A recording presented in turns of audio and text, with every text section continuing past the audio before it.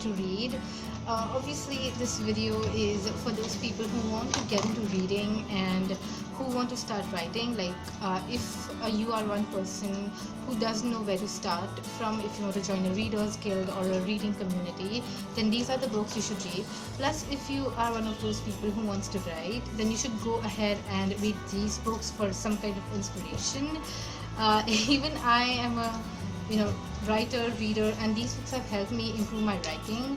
So stay tuned. So my first book suggestion is obviously The Godfather by Mario Puzo, and this is specifically because this is a classic. Like, it's an all-in-one book. If you are getting to reading, if you're getting to writing, this is one book that you should read. This book itself has given me a lot of ideas, a lot of plot ideas. Also, it's improved my writing like by 50%. Like, Godfather, if you've seen the movie, it's one book/movie where there are a lot of important characters, and remembering them is a tough job, but Mario Puzo does an amazing job of making sure that you remember the characters till the end.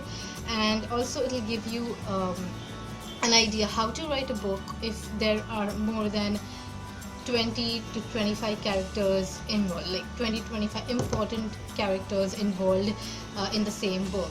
So Mario Puzo is like an amazing author to read for the same.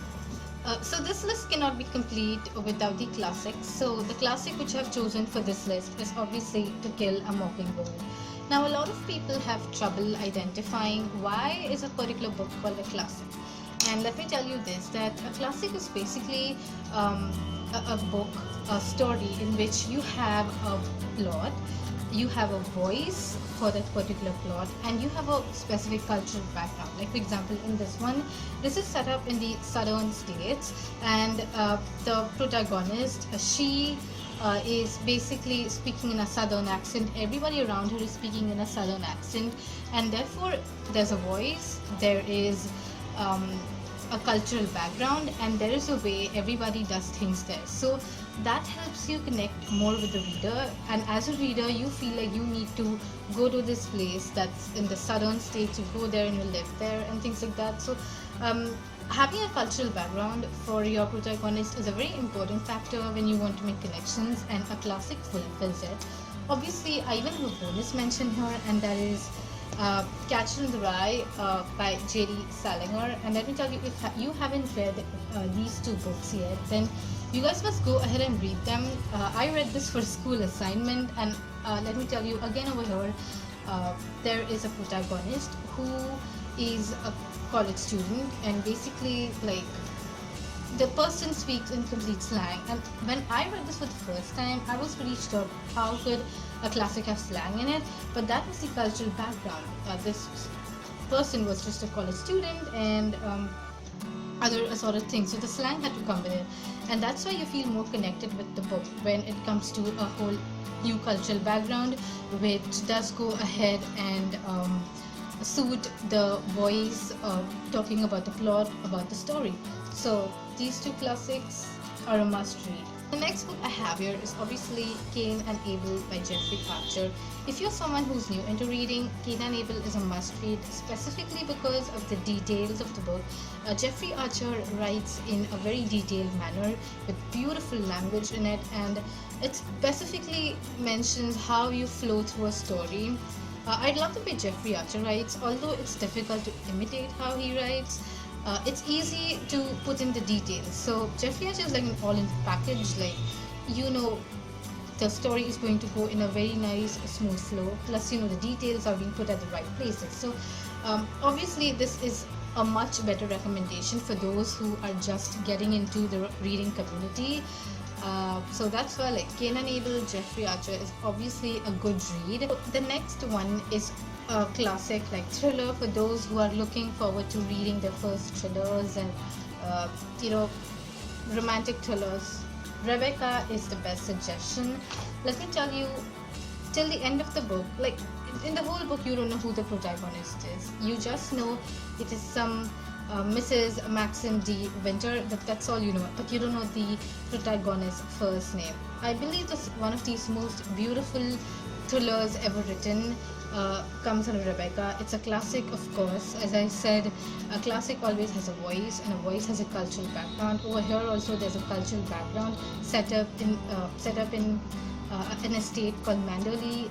So I don't have words for this, because this one is one of the best books for plot inspirations, for mysteries, and for everything which is a romantic suspense. This one has everything in it, and it's a book by Daphne du Maurier. I don't know if you guys have read it, but obviously it's an awesome read if you're a beginner, if you are too much into books and you haven't read it yet.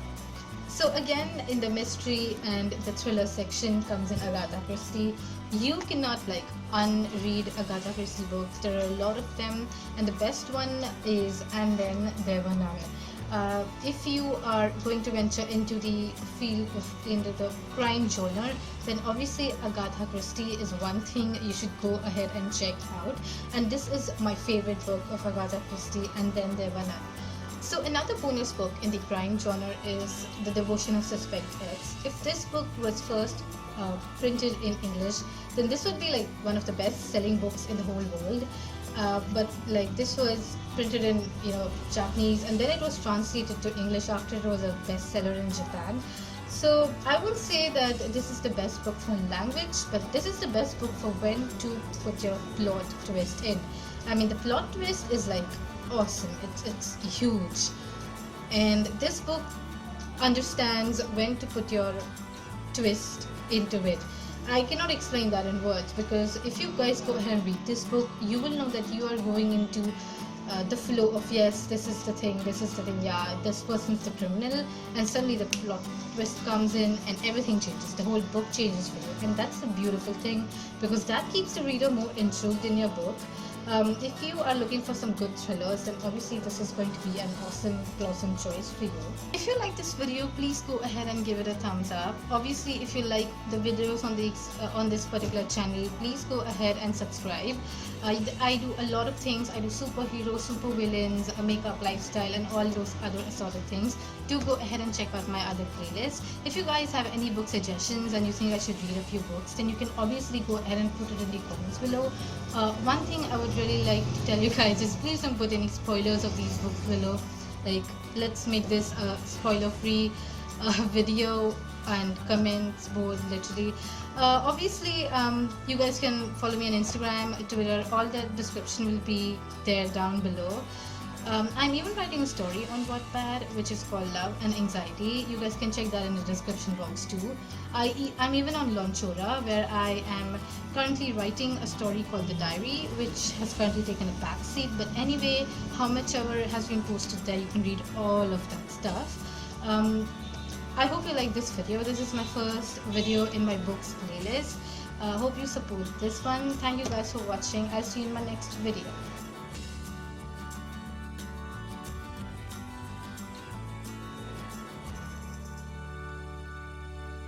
Yeah.